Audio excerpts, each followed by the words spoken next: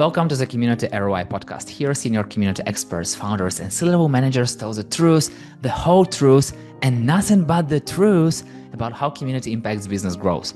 By listening to these conversations, you'll get actionable steps on how to connect community goals with business goals to skyrocket business growth while still bringing extreme value to community members. My name is Yurii. I help people and brands shine through communities and personal connections. And my guest is Alexis Brown, a senior manager of global community and web experience at Zoom, who combines over a decade of deep community expertise with a genuine desire to learn, help, and bring people together, and who's actually launched Zoom's global community from scratch, which has now over 500,000 members worldwide. So welcome, Alexis. Hi, thank you so much for having me. It's super amazing to talk to you. So kudos to Chris Catania for connecting us. Yes, thank you, Chris. We have a long journey. Like before the recording, I told you about the Best and Her, the Community Corner podcast. That's how I learned first about you and your experience. Then I believe it was CMX Thrive or something. There was the next conference where you're also sharing your experience. And I'm like, oh my God, I need to talk to Alexis. I need to ask you all the questions. And now, because of Chris, here we are. Here we're talking. So super happy to meet you. Yes, I'm so honored to be here and just, happy to have this conversation with you. And I feel like I'm piggybacking off of a bunch of community legends here. I have a little bit of a personal question. So we have these meetings between two water coolers, and I'm doing them for like over 4 years already, where we are just meeting with community folks and stuff. And we have a word Zoomfie. Do you know the word Zoomfie? I don't. Should I be embarrassed that I don't? No. I feel like nobody told you, but now you know. So Zoomfie, it's things that we are doing every time in the end. So how it works, like we go to one-on-one conversation, we have 3 rounds of breakout rooms, and in the end, we have just print screen to make jealous everyone who didn't join us. And because we are doing these meetings on Zoom, we call it Zoomfie. So now you know, now you can share this. Oh gosh, I love this. Okay, I feel very not in the know here. But now it's good. Now I'm so happy that person from Zoom know about Zoomfie. Now we're good. We're good. And We're good. I'll have to spread the word. Another personal question. How does it feel to work with a community with over 500,000 members? Well, thanks. Gosh, you're like such a great hype man. It feels amazing. We're very we have our eyes on the prize, our community team. We're always tracking the next stat, the next milestone. I think that really aids honestly to a huge element of the success of our community, which I'm happy to talk about in a bit. But we're like our own biggest cheerleaders, which I feel like is so important in a community team, right? To be shouting from the rooftops, like you hit your first 1,000 members, 10,000 members. And I remember when we launched this back in 2021 thinking, wow, there's going to be a day when we hit, 500,000 users. Now, of course, trying to soak in that celebration, but now we're like, what, can't wait till we're at 1 million. It's almost a bad habit, right? Like live in the now. But we're incredibly proud of it. Just such an honor to have been on this journey for 5 years and to be able to see literally from 0 to 500,000 members. It's astounding. I feel like that you went through the road that many people cannot do this. So they stop somewhere. I won't even say in the middle. They stop somewhere in the first steps, because usually how it works, you start a community, you get your first 100 members, you maybe get to 1,000, and then it stops growing. Sometimes it happens because you don't know what to do next. And sometimes you have to go back and ask people about like what do they need are. Then you have to, of course, connect it with business goals and stuff. But many people are not doing this. So from your experience, going from 0 to 500,000, what were the key milestones? Okay, let's do it this way. Were those moments that you were thinking like, oh my God, what to do next? Or did you have already planned? Already everything planned? Like, how did it work for you? I think, like you mentioned, honored that I have over a decade of experience now in community. And I think that really, we knew what we needed to get the foundation going, right? Like, I talked about this in a Gainsight Pulse Unplugged session the other day where basically like you have your foundation of community, right? And it's not rocket science. Like you have your spaces people can ask questions, find answers, collaborate with one another. And then you also have like areas to search. You have profiles, you have these key elements of a community. And that's really what you need to get the ground running. But then when you look at you forecast, there were things like I knew we wanted a champion program. I knew we wanted user groups. I knew we wanted events. But we didn't need to rush to get those. You need to build the foundation first. One, to see if there's an appetite for these things. Two, to make sure you have your subject matter experts in there to give them an opportunity to shine, to show off their stats on the leaderboard, to build something. I'm talking about a champion program. But so I think, everyone, let me take a step back. You see these holy grail communities, right? Like Salesforce Trailblazer communities, always like in my mind, the holy grail, like they've done it right. And when you're building a community, you're like, okay, how do we achieve that? And I don't think that that's the right way to go about it. Baby steps, like crawl, walk, then run, because you're giving people information overload. You're giving them too much of what they don't actually need right off the bat. Customers are just looking for a place that they can ask a question and get an answer. So build them that core foundation and then work your way into these other, I kind of call them like extracurricular or like frills of the community. So to answer your question, I think as we got further, after we launched the community and then we got further along, I knew that we were going to implement those types of programs. We were going to bring other departments and teams on board and allow them to have a space in the community. But it wasn't something that I was trying to do at the launch. And I kind of pride myself off of that we waited. We've taken this slower approach because I think then it gives us the time and space to do it successfully.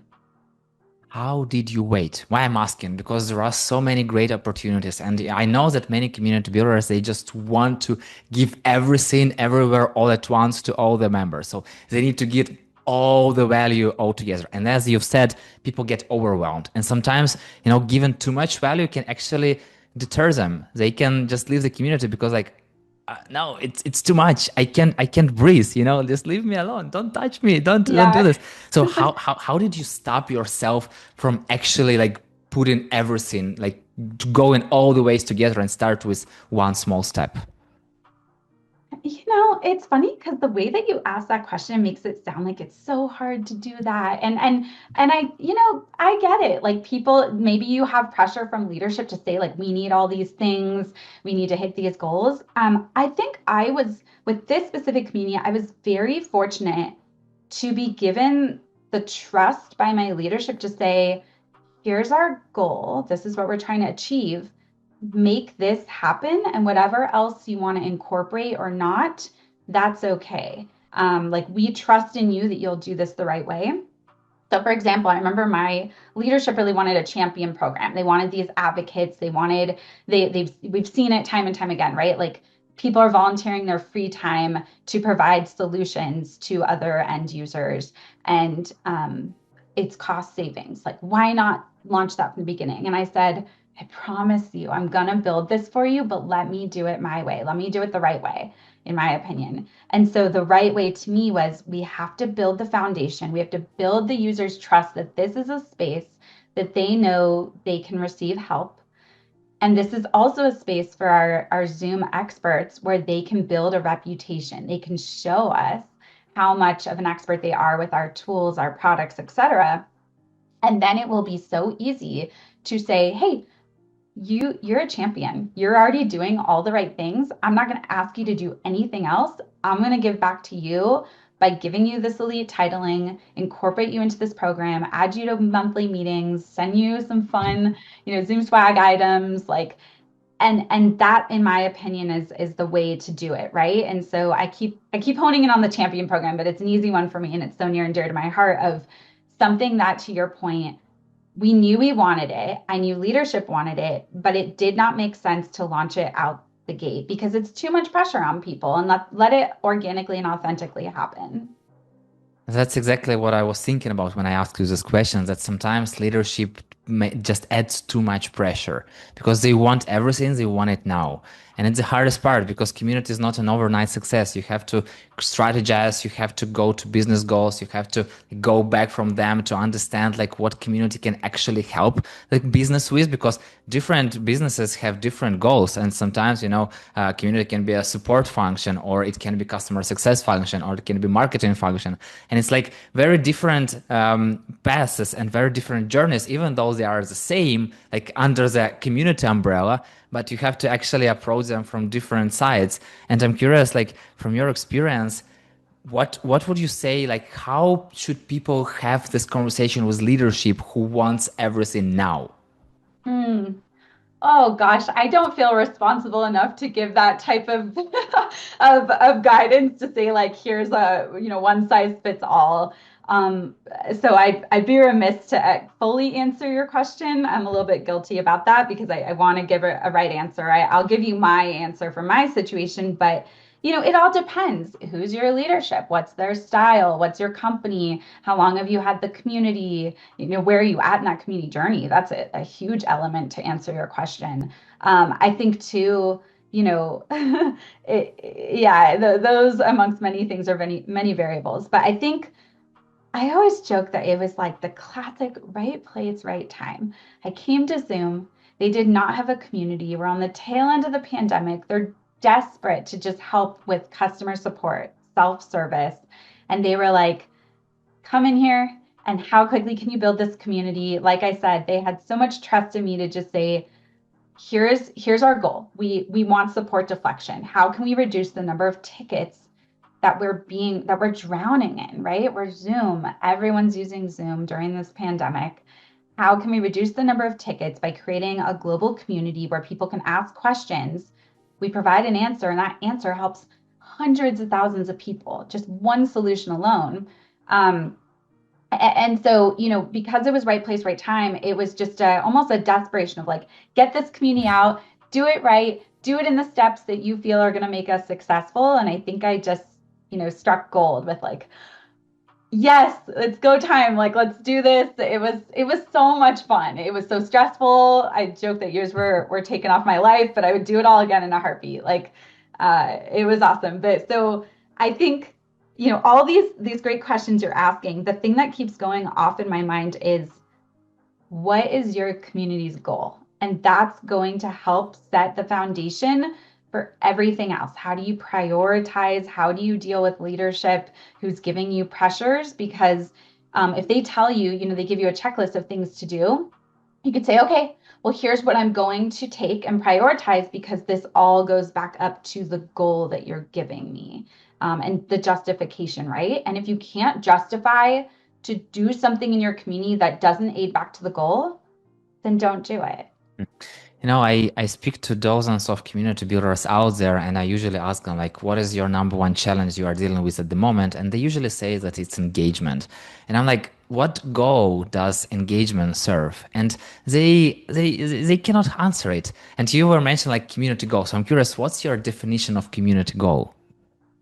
Yeah, I'll give you a loaded answer here. So I've always, for the most part, with the exception of an employee communities, I've always managed communities that are in customer support. And I joke that I die on the hill that any community should reside within community support. Heavy bias. You could just, I could make the argument anyway, customer success, marketing, et cetera. But the reason why I'm so passionate about the customer support side is because to me, it is one of the clearest, most direct ways that you can prove the success of a community. You can prove the ROI back to the business. And how we do that is we look at, again, like I was just speaking to, you look at the amount of tickets that you have in your customer support organization. How many tickets are customers logging? How many live phone calls, even live chat engagements, even chatbot engagements? And you take that what is the cost of a support ticket? And then you measure that against if you have one community post and it has hundreds, thousands of views, multiplying that by the cost of one support ticket. I mean, you're easily talking about hundreds of thousands, if not millions of cost savings just from a handful of community posts, hypothetically that have an answer. And so for us, it's so easy for me to tell that story over and over again of look at how much cost savings we're providing to the support organization, let alone, back to the entire company. It's really this kind of idea of like, I call it like the one to many model. So like one community post can provide an answer to so many people, where one support ticket provides an answer to that one customer on the other end. We also pride ourselves off of the Zoom community is public, which I know, not all communities can be. There's companies who have very private information. Maybe they're doing it for a cost model savings of, oh, pay a little extra and you get access to our community, excuse me. But the majority of our community, 99% of it really is public. And again, that's so intentional and goes back to proving the success of the community, because not only can people find what they're looking for most of the time when they get into our community, but the content in the community is reaching far beyond just the community itself. It's going into SEO, AEO, GEO, right? Mm. Those are like these hot buzzwords these days, I feel like. But yeah, you search something on Google. How do I change my Zoom virtual background? Yes, our knowledge-based support article is going to show up, but relevant community posts are going to show up too, especially those that have an answer. So anyway, I'm going on and on, but these are all things that to me are so in a way like black and white, right? Where the community is gray. There's so much gray, there's so much color to community. But I'm a very like, if we're going to have a community, we need to have a goal, and we need to be able to successfully measure that goal. Because to your point, who wants to go up in front of leadership or on a podcast and say, I don't really know how we prove engagement? It's Nah, not no. very fun to do that. It's not very fun to do that. It's not very fun to be in a position when you have to do that and you don't know what to tell, because usually, I sometimes I see people that I'm talking to, like I'm not on a podcast, but overall, and sometimes they say that they have to protect community from other teams, and I'm like, why do you do this? I mean, like, I can understand some points where, for example, salespeople want to sell, marketing people want to market.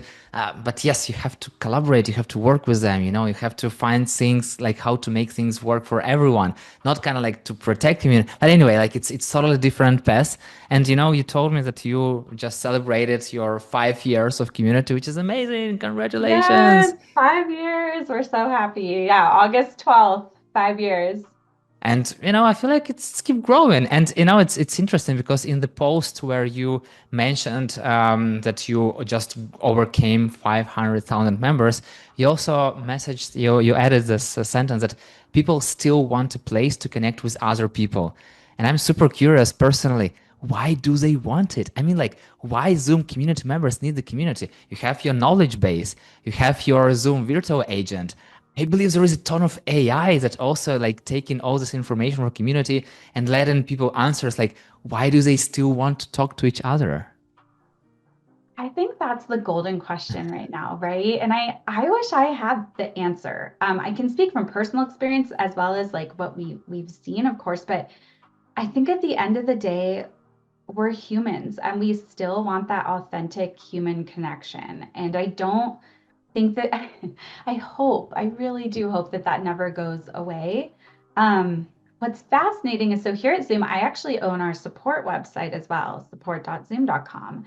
And I always joke that I kind of have to stop myself in my tracks because it feels like a little bit of contradicting efforts that I'm doing. And I'll explain, because on our support site, we want to give our customers the fastest resolution possible. We get it. People are busy. Our product is Zoom. You're about to go on a Zoom meeting and you can't find the link, or you can't find it, just schedule a call or whatever, just the basic thing you're trying to do with Zoom. And so on our support site, we've launched our Zoom virtual agent, which is our chatbot. And it is phenomenal what this chatbot can do, or truly. The amount of support deflection that it's providing, giving people answers before they even need to log a ticket, is astounding. It really is helping people find success. But there are times where people are like, I just want to talk to a real person so they can understand my very unique issue. These aren't issues that just a knowledge-based article could answer. The knowledge-based article answers, what let's call it 90%. Maybe that's too generous of a percent, but that it's answering, that amount of questions that the majority of our users have. But then there's those that I'm an events expert and I'm trying to I have a very unique use case of a hosted event webinar and I need this many people and I don't know what type of licensing and what kind of controls do I have? How do I pass to co-host? All these intricate settings. And that's where people want humans. They want a person to help them, hold their hand, talk to them on the phone, help them in a community post, whatever that looks like. And so those are the types of issues that we're seeing the community shine, where they say, I've already tried to engage in your chatbot. I've already searched your knowledge articles. They help me get, started, but I need someone to help me with my unique use case. That's where we're finding the community just flourishing and thriving. And so, those types of things just make me believe like we still need the human element of like authentic collaboration and brainstorming and sharing success stories and use cases. So I think that's where, again, like I love how you crossed your fingers because I'm just like fingers crossed. But I truly do believe that if anything, and hopefully I don't kick myself for saying this out loud, but I kind of hope we see things come full circle. I hope that we use AI to the best of our ability. We exhaust all options, and then we realize that there is a time and place for AI, and it does provide so much efficiency, but we still need the humans there to guide the conversations, to solidify the answers, to again provide just that more organic conversation that AI can't do for us. It can't replace that. It's interesting. I have no idea what AI will look like in a year or 5 years or 10 years. But right now, I can't trust it with the hard questions. I can trust it with an easy question, like how to start Google ad campaign, like from scratch. Okay, it will give me like, do this, do this, do this. And I can click here, I can click here. It's okay. But if you're asking like a harder question, something that, for example, you need someone who been there, done that, it's Yes. totally different experience. And it also feels like your experience, what you explained, it looks like Google versus Reddit. So if you need something fast, you can just Google, how to log in or how to recreate your password or like very, very easy question. But then when you have like a more expert question, more, as you've said, more unique one, then you have to go to community and ask like real humans. And I'm also curious now, what is the difference between like newbies who are just starting using Zoom and experts who are using Zoom? Like, do you have some kind of like a percentage of how much of those people of newbies and how much of expert do you have in the community? And do you have some, I don't know, different member journeys for different users? Oh, no one's ever asked me that question before, which is so fascinating to me. The majority of our users are definitely newbies. Like when we look at our, we're big on gamification. We look at our ranking system, our leaderboard, et cetera. Majority certainly are newbies. I think one of the, excuse me, one of the statistics, I don't know if this statistic or what I would call it, but one gosh, sorry. Okay, I'll call it a statistic for the sake of moving on. But there's this tracking. I know you've heard of it, where it's like what 90% of community users that come to your site are just lurkers, right? They're Yeah, just yeah. coming to look, find what they are looking for, and they're gone. And for us, they technically never even need to register because they don't need to contribute. They just searched the journey I was saying before. They searched something on Google, a community post came up, it provided them the answer, and they left. You have like 9% of kind of contributors that are like maybe they're contributing ever so often. And then you have like your 1 to 2% of people who are like the power users, the subject matter experts. They like live and breathe for your community. Um, I don't know if though, like, I wouldn't say like 90% of our users are newbies, but I would say like 50 to 60% are in that category of they came a couple of times, they really, needed just that one answer and then they moved on. That's probably the closest, answer I can give you. But we have our eyes very closely monitoring our top users, and those are the ones that are our champions. We have about 120 community champions today. And gosh, they're incredible. They're volunteering their free time to get into the community and provide answers to questions that are being posted. And they've found it to be advantageous, especially the customer champions, because it's helping them. So I'll give you an Mm. example. Like we have a couple of community champions who their whole business is based off of providing consulting for Zoom events. Okay. Somebody is hosting a Zoom event and they don't know how to get started. Maybe it's I use the class. It's a yoga instructor, and they're maybe independently employed, and they want to do a hybrid experience of a virtual yoga class, and they're like, I want to use Zoom for this, but I have no idea what's the best package, how to get started, how to make sure while I'm teaching a yoga class that someone's behind the scenes making sure that this is working correctly. Well, they'll hire just like a private events consultant to orchestrate this whole event for them. Well, that expert is probably one of my community champions who lives and breathes Zoom, and they're in our community finding these people, and it's fantastic. We're helping them grow their business by a golden opportunity. Get into our community, find people that are looking for help, troubleshooting, maybe hands-on experience or support. They're helping provide answers to people in our community, and in turn, then they're kind of privately working with these people, and it's a win-win for everyone, right? Sounds like multipliers, something like on Salesforce. So there are business creators who helping people to like create some settings on Salesforce and stuff and like to make it work. And then there are community members, and then Salesforce like put all the data, all the knowledge, all the support for these leaders, and then these leaders bring them clients. So it's like a continuous circle. And it's interesting that you've said about this champions, and I'm curious, like if they. Okay, let's make it this way. So they are championing because they want clients, and they most likely find clients. I'm curious, do you have a specific program where you can say like, hey, here are our 100 trusted people, consultants, and you can go work with them? Or do they do it like in like a one by one case? So someone is asking a question, they're answering, then they go and like, hey, by the way, I can consult you. Like, how does it work? Oh, great question. That's definitely outside my world.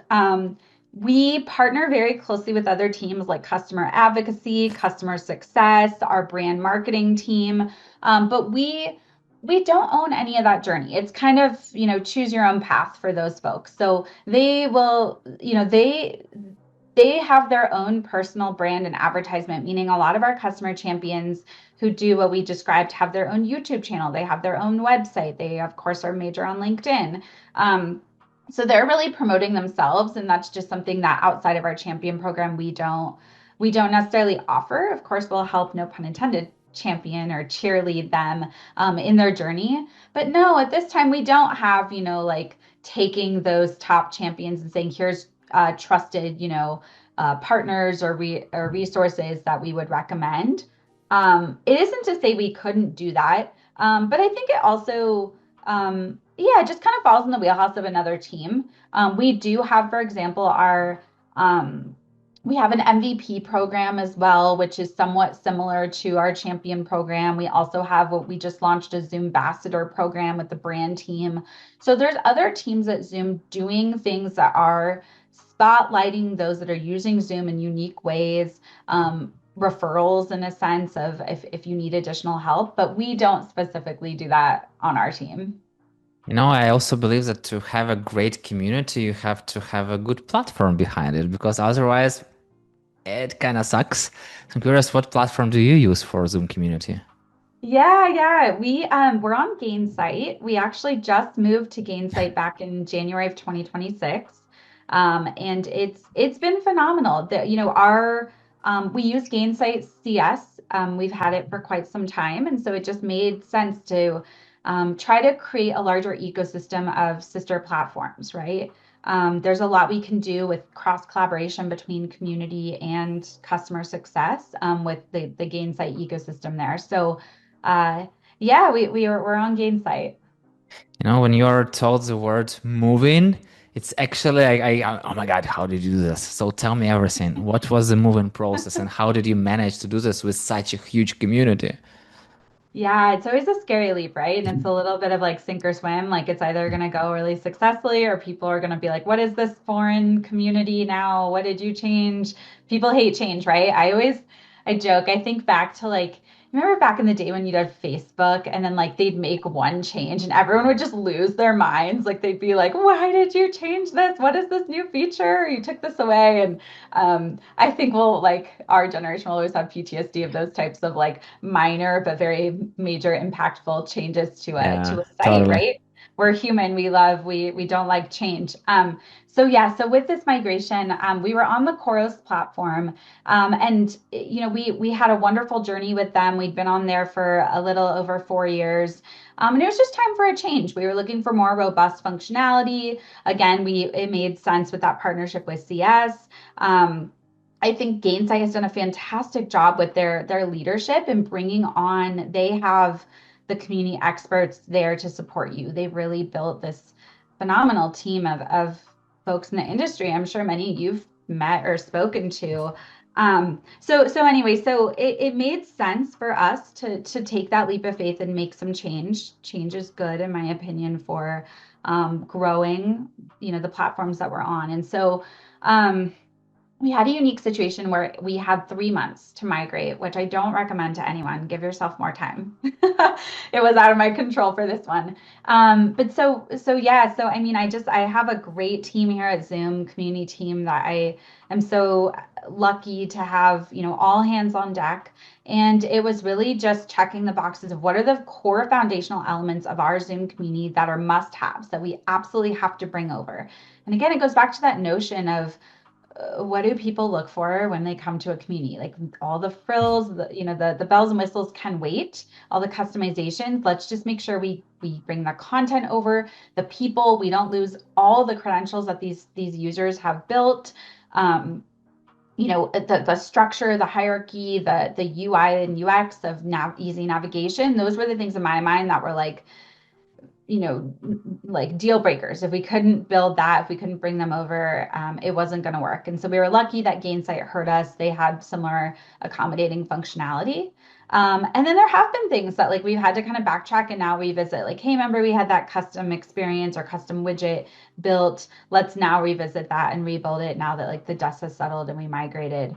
But yeah, I mean, I'm not gonna lie, like there were definitely a lot of sleepless nights and day before panics of like, whoops, we forgot this one thing. Who's responsible for it? And it's like those moments, right, that are happening behind the scenes that once you launch, people just see this like flawless, beautiful curtain reveal the community and they don't, hopefully, Yeah. like again, the human experience, people realize how much I joke and being dramatic, like blood, sweat, and tears went into getting us to the finish line. Um, it was fun. I think any person in community should always do two things. Start a community from scratch, have that experience once in your career from scratch, and go through a community platform migration. It makes you so much more intelligent, so much more experienced, um, and just gives you the empowerment to make the decisions. And again, I'm bringing this full circle, makes you question, oh, why are we doing this? What's the goal of the community? Why Yeah. are we migrating platforms? What are we trying to provide to our users? What's the goal for them? Why are we launching this community? What's the goal? So it's been a fun ride. No, I feel like you chose the right platform. And when you say Gainsight, I immediately have in my mind Jenny Weigel because like she's like Oh, I the love Jenny number so one much. number one Yes. advocate and the person, amazing human. And I totally get what you're talking to. And also, from my personal experience, I did a migration from Slack to LinkedIn. It's a shitty migration. Never do that. Like do not migrate from That Slack doesn't to sound very LinkedIn. fun. It's like it sounds like something that people actually care about. That yeah, they're on LinkedIn, but no, it doesn't work this way. Don't do this mistake. So I feel like you chose the right platform to migrate to, and I feel like Yeah. as you said, it's like I feel like community managers have some stars, like 1 star for starting the community from scratch. 1 star for I feel like 5 stars for migrating because like it's totally different. Yeah, I you've done love it that all. you I love that you say that because I was just telling someone I was speaking to another woman in the community industry who they're in a unique situation and their company is looking to launch a community from scratch. And I was like, oh, how fun. Like I wish it's such a great opportunity. And I said to her, I said, I think it is much easier to start a community from scratch than migrating a community over because you have higher expectations of people are used to one experience. And if your experience that you had is very successful, and you continue that success when you move things over versus like the world's your oyster. Like you have a completely blank canvas of a community starting from scratch. There's no expectations from end users. Make it what you want. Make it accommodate to your goal.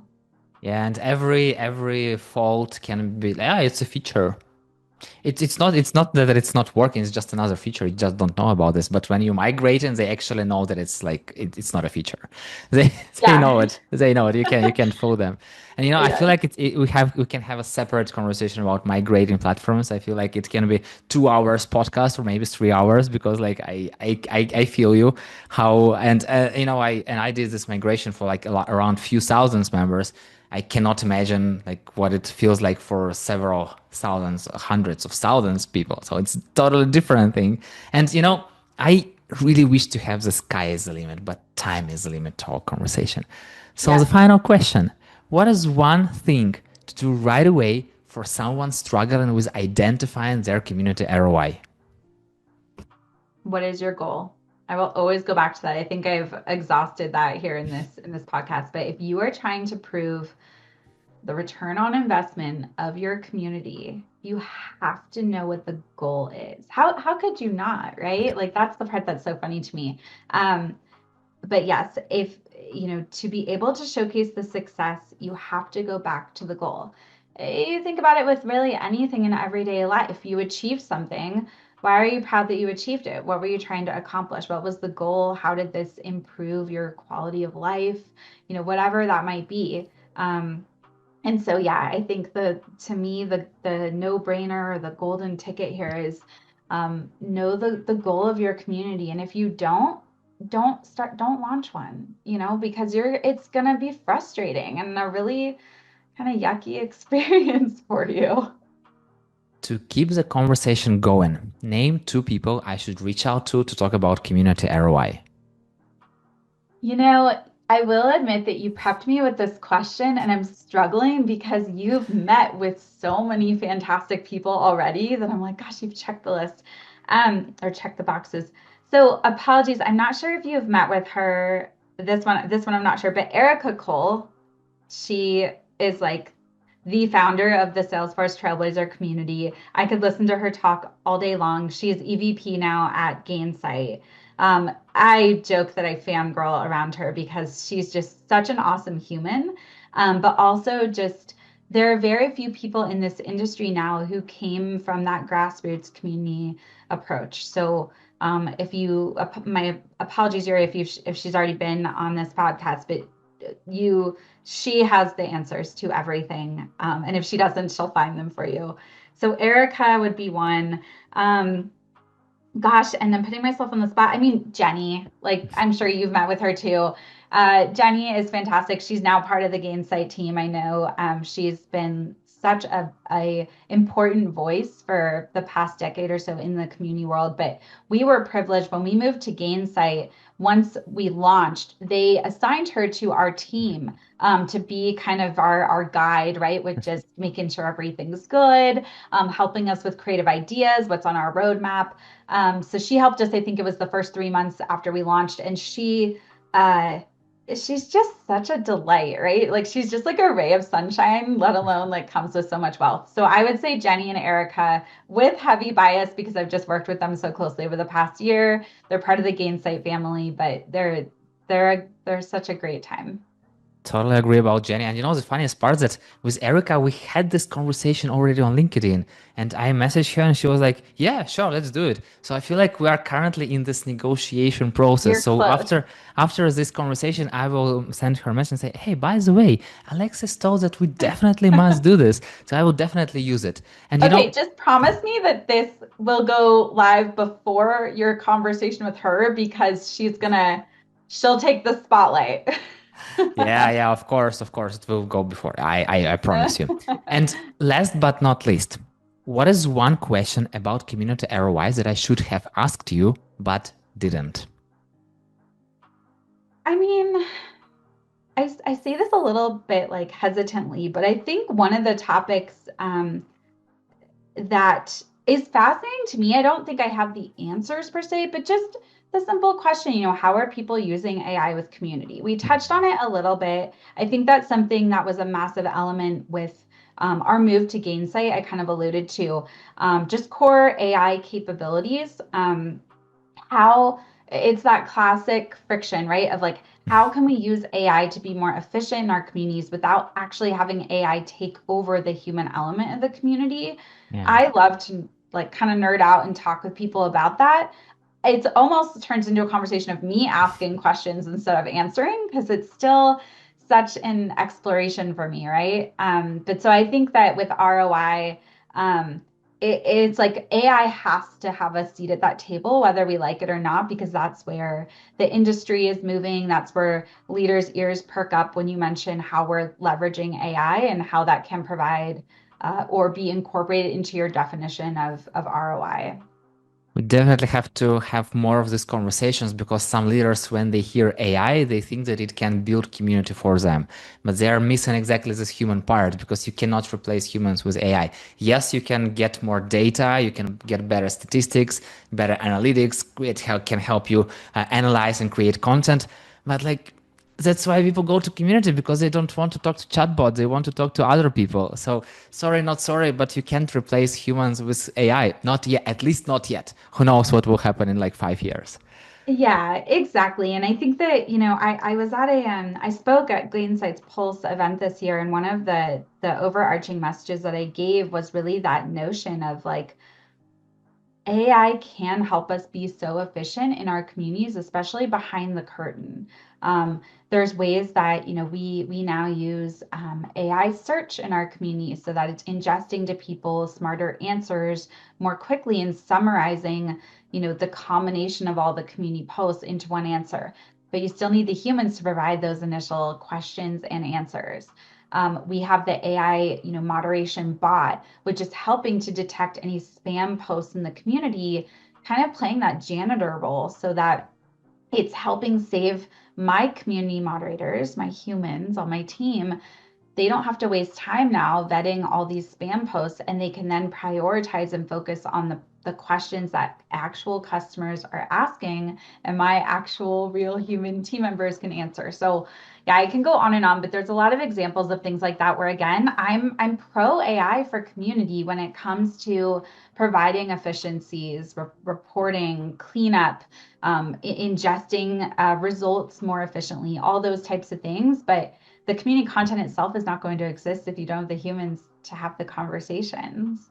Exactly, it's still the tool. It's not a replace, no, not a substitute. And Yeah. yeah, Alexis, thank you so much. First of all, thank you for doing this amazing job and creating the Zoom community. Because of you and your team, what you are doing, like more and more people are knowing Zoom, and it's getting so much easier for me personally to have these conversations, to record this podcast because we are doing it through Zoom. So yeah, Yes, I it's love it. amazing. And thank you so much for sharing your experience. You have definitely a ton of experience. You have your unique experience. You have all the stars for starting community and for migrating community. And thank you I'm super happy that we met. And thank you so much for answering all my questions. Thank you very much for that. Thank you so much for having me. This has been so much fun. You make it so fun and casual, and yeah, excited to continue to just watch and be a fan of your work. So thank you. Thanks for bringing all of us community leaders together. It's very important. Thank you very much. And yeah, see you in the community world. And thank you so much for listening. If you have any questions about how the community can help you reach and overcome your business goals faster, let's connect on LinkedIn and talk about it. That's it. We're done. See you in the next episode.